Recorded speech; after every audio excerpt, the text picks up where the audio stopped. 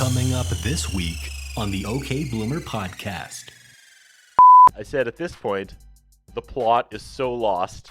Amelia Earhart is putting up missing posters for this show. Nice. And no, Amelia Earhart was not my first choice for a tragic missing person, but I didn't want to beep it out. That was about my eighth one where I was like, I can't say that name. Oh, I can't. Oh, that's dark. No. Everyone, it's not too soon for Amelia Earhart. It's not. You played it safe with that one. Thank well you. done. Don't know about the future. Don't. They don't care about the future, cause they live it in the past. Sal and Curtis are taking all 5 seasons of Blossom to task. You'll laugh, you'll cry, you'll be weak in the knees. This show's got more range than Nick on the keys. Only gal in the house, and that's how she goes. One brother was a junkie, and the other one was. Weekly lessons coming fast in the Russo flat.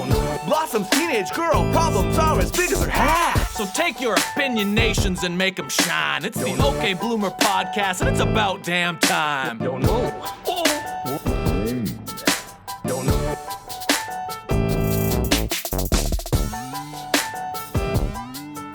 Don't know.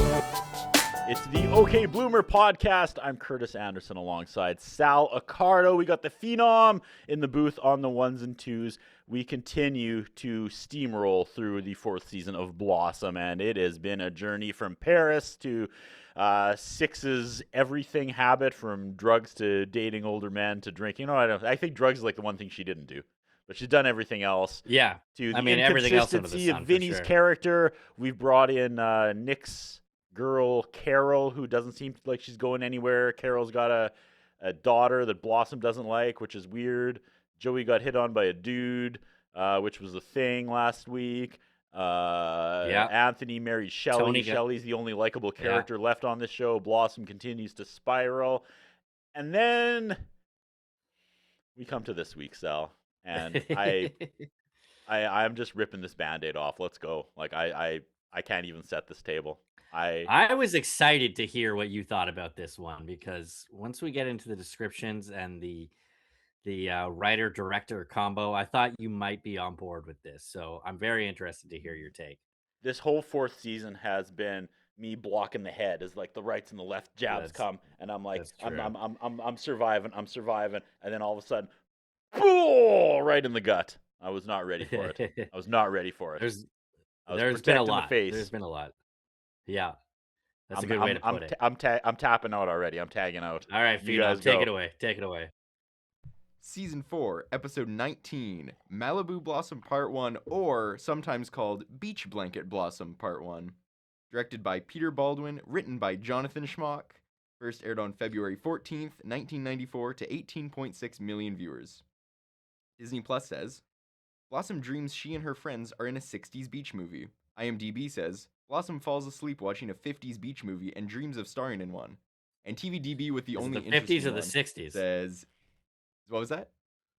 Is it the 50s or the 60s? They both said different decades. Not that it matters. That is true. I don't know. You tell me. Yeah, I couldn't tell you, and I saw the episode. Keep going. Sorry. TVDB says, a spoof of 60s beach party movies features the new chick from Santa Monica making waves with the teen queen of Malibu over a surfer god. So 2 of them saying 60s, 1 of them saying 50s. Yeah. All right. We'll go with majority here. Writer Jonathan Schmock. The Schmock is back. I just want to say I did not realize he was the writer. I missed that at first. Or maybe it didn't come up.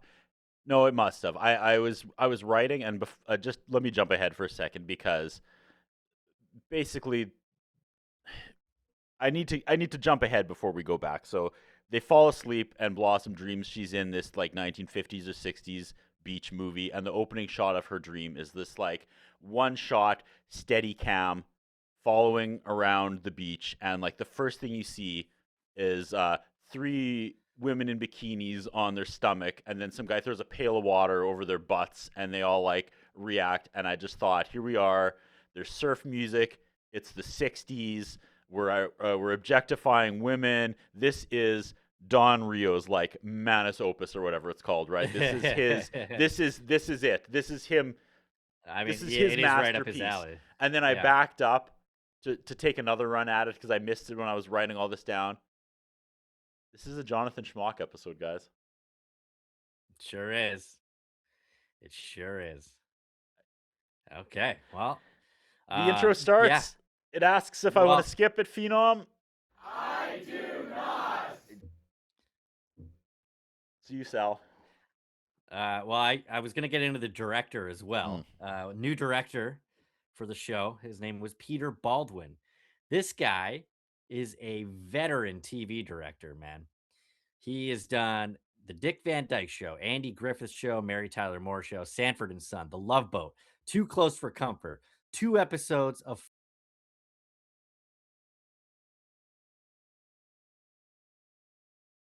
Alf, Full House, The Wonder Years, Willie! Full House, The Wonder Years, Sabrina the Teenage Witch, 9 episodes of Blossom. This is his first one.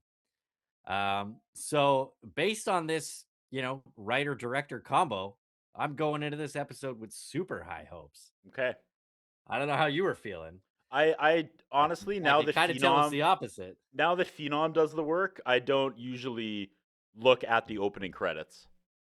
Okay, fair enough.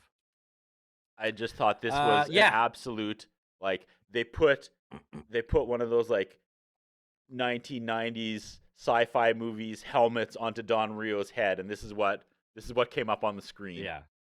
I mean, it very well could have been like, I have this great idea for a 2-parter, and I want you to write it, schmuck. You're the only one who can save us. You're the only one who could write these things. Because he wrote all the Paris episodes, right? So, yeah, this one was a little out of the box. But let's get into it. So, we get Carell draw Blossoms on the couch. Some killer 90s R&B beat here, man. It's like killer 90s I R&B. almost hit the button. the You show. can't fake me out like that. Don't make Sorry me about edit that. another one of those. You might have you only to get now. you only get one, Sal. You can only assess it was killer, Curtis. It was killer. Vinny's late. It's 10:30 p.m.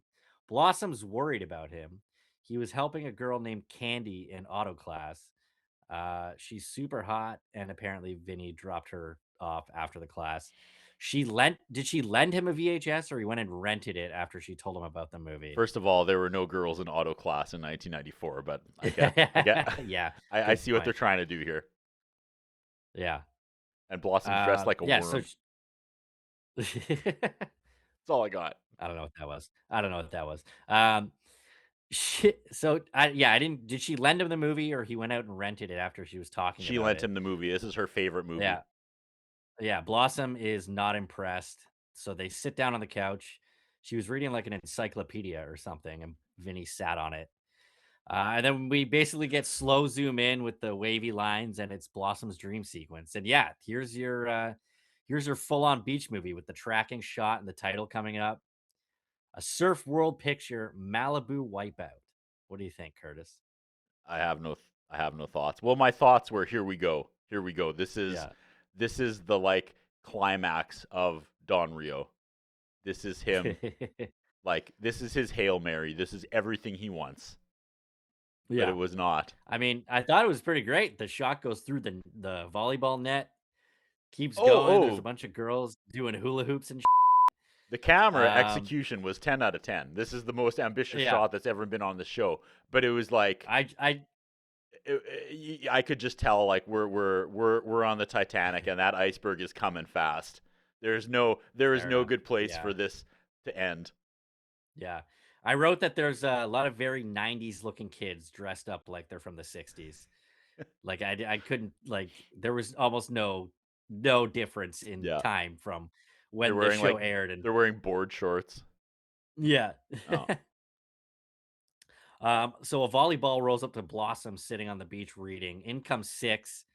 And did you notice her, like, when she went to like pass the volleyball back, it was like literally the worst spike I've ever seen in volleyball.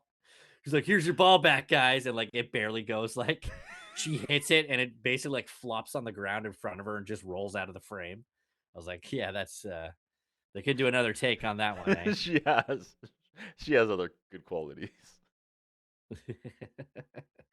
They're So behind the camera. Blossom, Keep going, keep going, keep going. yeah, Blossom is reading the collective works of Shakespeare on the beach. She recently moved from Santa Monica to Malibu, so she's the new girl. I looked it up how far Santa Monica and Malibu are from each other. It is a 26-minute drive, 12.9 miles. It's a big move. Yeah. It's a whole new world for her. Yeah. So 6 is a character named Kooky, and Blossom is named Violet, and they become friends. And Kooky wants to show her around. She's been in Malibu for 7 years, and now she doesn't have to be the new girl anymore. And then they go, "Oh, look, they're Shy," and it's Vinny surfing in front of a green screen.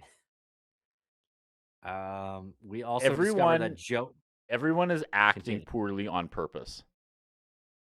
Yeah, I think that's kind of the trope Yeah. here is that Yeah. it's like a really shitty 60s movie, but Yeah. like, yeah, okay, yeah. Okay. Anthony's a gay biker. Well, we haven't gotten there yet. We Oh, meet sorry. Joey Okay. first. His name is Moondog, and he's just like making this giant cube out of sand. And they're like, "What is that?" And he's like, "It's sand, I think." And that's the joke. And that's yeah. So yeah, we move on to like a tiki bar, and Tony, I wrote, is playing some piece of beatnik. He's got a posse. I thought he was great here. His attire was amazing. Like his acting was like, I thought it was over the top, but it was pretty funny. I liked it. And just this setup. So he's like painting with his foot. Is that what he's doing? Yeah, he's like And he's painting some painting a girl in a bathing suit who's like laying on a stool on her back. So she's like basically Homer Simpson on the fire hydrant. Like Yeah, it was like a weird pose. she's got like her stomach's here on the stool, and so Yeah. her legs are this way, and her top half she's like Yeah. getting a backbreaker. And so he's Yeah. painting this girl. What are you doing, schmuck? What are you doing? What is this? I think it was just Tony trying to be artsy. I said I didn't catch his character's name. Oh, it comes up later. It's Otto. at this point, the plot is so lost. Amelia Earhart is putting up missing posters for this show. Nice. And no, Well Amelia done. Earhart was not my first choice for a tragic missing person, but I didn't want to beep it out. That was about I my think I eighth know one where where I you're was like, I can't say that name. Oh, I can't. Oh, that's dark. No. Everyone, it's not too soon for Amelia Earhart. It's not. You played it safe with that one. Thank Well you. done. That was some digging that I would not have done. Yeah. So Your prophecy Sorry, comes go ahead. true from a couple episodes ago. The doppelganger, right? Yes. Yeah. So Shy is dating Candy, and Candy is just Mayim in a Peggy Bundy wig. And she's like carrying a dog around, and yeah. I said that Tony's posse looks like Frank's posse from Sunny Philly. I had to look it up. The Yellow Jacket Boys, like the barbershop quartet. Yep. I missed whatever was going on in this scene because I was looking up the Yellow Jacket Boys. We move on. Nick with samurai hair is chatting with Vinny Yeah. about Yeah. tying his record for ruler of the waves surfing contest. So Nick has the most That's ruler of what the it is. waves trophies, and Vinny, who is shy, is about to break it, and Nick gives him his lucky puka shell necklace. Right. And I'm trying to remember the 2 episodes I've hated the most, Sal. The school documentary and the one from a few weeks ago where there was another fantasy where she was on a ship, and I'm just I'm keeping those in the mind as pirate we ship. progress. I'm keeping those in mind as we go. We are in pirate ship territory here. but Everyone's I'm gonna talking give like this a one the benefit. goddamn Ninja Turtle. Yeah, they're using like outdated slang, and it comes up way too frequently throughout this. And it comes up that Anthony's character always comes in second in King of the Waves or whatever, and he wants to get rid of Yeah. Vinny/Shy, and then I just took a beat and I said, why are we doing this, Sal? Like, is this supposed to be you were probably too young because I was really young. But in like the 80s, they kind of did something like this. It was called like Back to the Beach. Do you have Okay. any? I think, and Back to the Beach in the 80s was like making fun of 60s surfer movies, and they would just bring characters together from shows that had nothing to do Okay. with each other. And I think this is kind of what they're doing. Because I remember there was like a couple people from Gilligan's Island who were playing the characters from Gilligan's Island, and they were just on the beach with characters from other shows, and it was just supposed to be like Okay. silly and stupid. Yeah, I don't remember this. Yeah. I think maybe that's what they're going for, but Okay. okay. I mean, it's a very big swing this week, that's for sure. Okay. And then I'll just say this before Nick takes the stage and he brings out his version of Franklin the puppet. I knew I'd get you with that one. Shout out Arrested That's Development and Job. Oh my god, that's so great. Um, it's funny because I made a joke about Tony's gang being the leather daddies, which was like Tobias's thing. Yeah. And he's like, "Give me a look that says Daddy likes leather." Yeah, Mr. Clammy. So I guess, yeah, Nick owns the bar, which we already established. He does like this weird thing where he's talking on the stage, but like the crowd in unison is just answering him. They're just like answering all of his questions that he's throwing out Yeah. there, which is really And weird. if Nick's going to make a he's- puppet, you're damn right it's a clam. I didn't want to say it, but yeah. The band that's supposed to perform that night ate the clams at the bar, and now they can't perform. So yeah, he pulls out the puppet. People start throwing at him. Kooky and I don't know why I put Malibu. Kooky and Violet get up on the stage, and they start doing like a Hawaiian dance. And I said, I'm not into this. They're trying really hard though. Joey's sitting at the back. Like, you notice that I kept cutting to like a super wide shot, and it was just like the back of Joey's head. And he's Yeah. holding a guitar. And it was like, that was out of nowhere. Shy really liked their dance, but Candy thought it was pukey. And then Moondog got up to the stage, which is Joey with his guitar, and he says he's about to play a song, and then he says something about being unable to play until he finds true love, and he like mopes off the stage. Okay. And then Mr. Clammy comes back up, and then did you get that? There's like a random 2-second shot of an airplane landing. Okay. I said we get a glitchy shot of an airplane for no reason. Did you see that as well, or is that like something that just happened on like? Yeah, I guess you're watching on Disney was an Plus now as airplane- well. Yeah. yeah, it was an airplane landing during the day, but it was also mirrored. Like all the writing on the airplane was mirrored. It was backwards. And it was like And not a good shot. It was like grainy No, it and was jumpy. like grainy. Yeah. And then it cut to Joey walking on the beach at night. It made no sense at all. And I don't know why that's in there. Just to let me get caught up real quick, and I don't have much. So Blossom and Six put on like a dancing demonstration, and I said this is actually the Yeah. opposite of a Tatiana Ali moment. This is bad. And the theater crowd, like the real and the fake ones, cheer.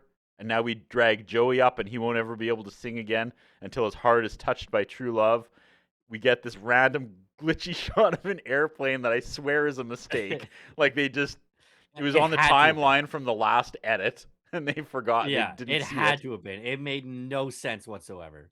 But luckily, to make us forget about that, we go to the beach, and Joey finds a mermaid. He finds a mermaid. Yeah. Phenom, there's a mermaid on Blossom. I said, I'm not tracking any of this. I refuse to track this. This is stupid. Unless they do the Yeah. Futurama joke where, remember when Fry wants to sleep with a mermaid?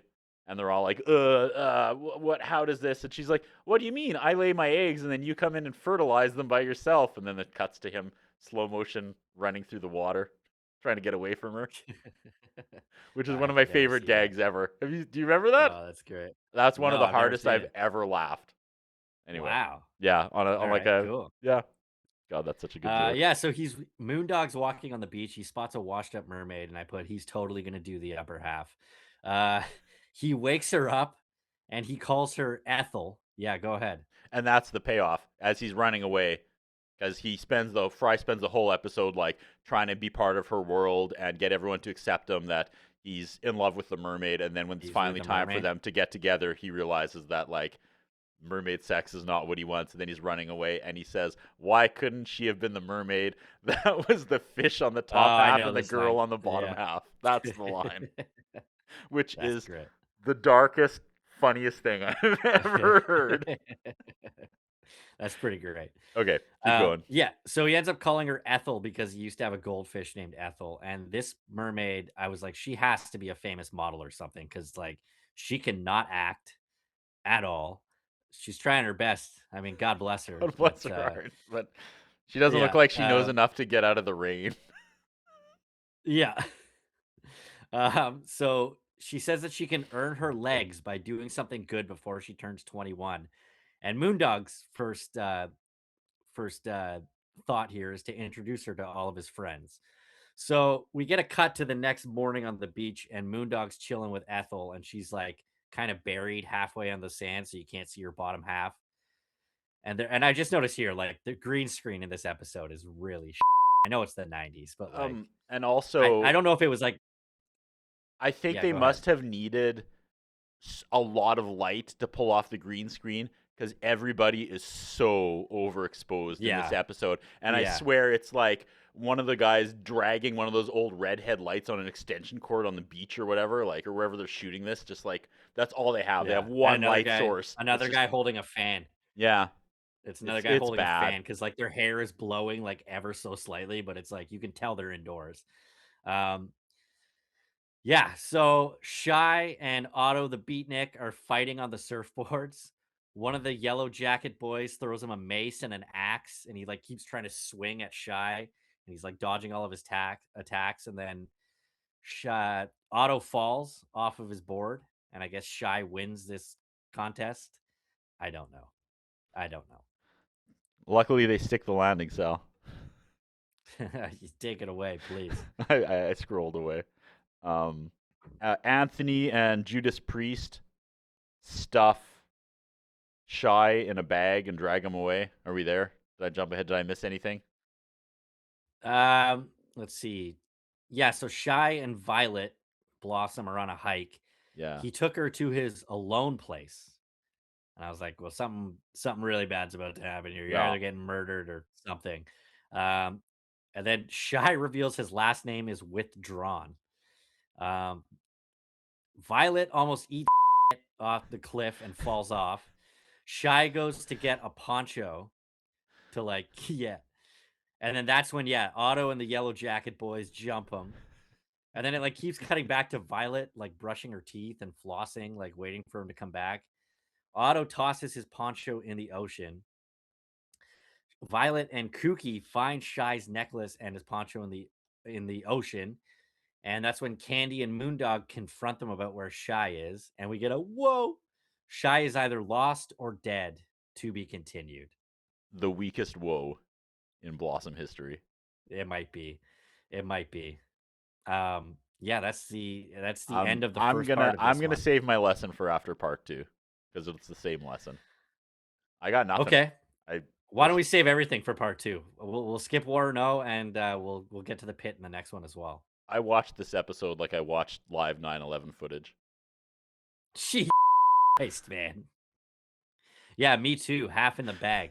No, I was like 13. I was like 13. And it was like 8 in the morning, but hey. Yeah.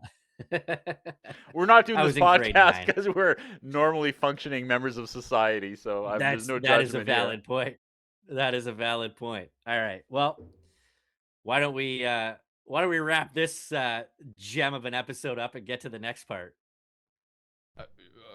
Next week, season 4, episode 20, Malibu Blossom, the flip side. I'm all messed up. I don't have any buttons to press, you guys. That's it. Really throwing you for a loop on this one. Yeah. Sorry, everyone. No, we got it. We'll land this plane next week. I think Jonathan Schmock is the one that needs to apologize. Yeah, we'll land this plane next week, and it won't be grainy mirrored footage either. Yeah, and it won't be 2 seconds of a plane landing, grainy footage. Well done, guys. Well done. Don't know.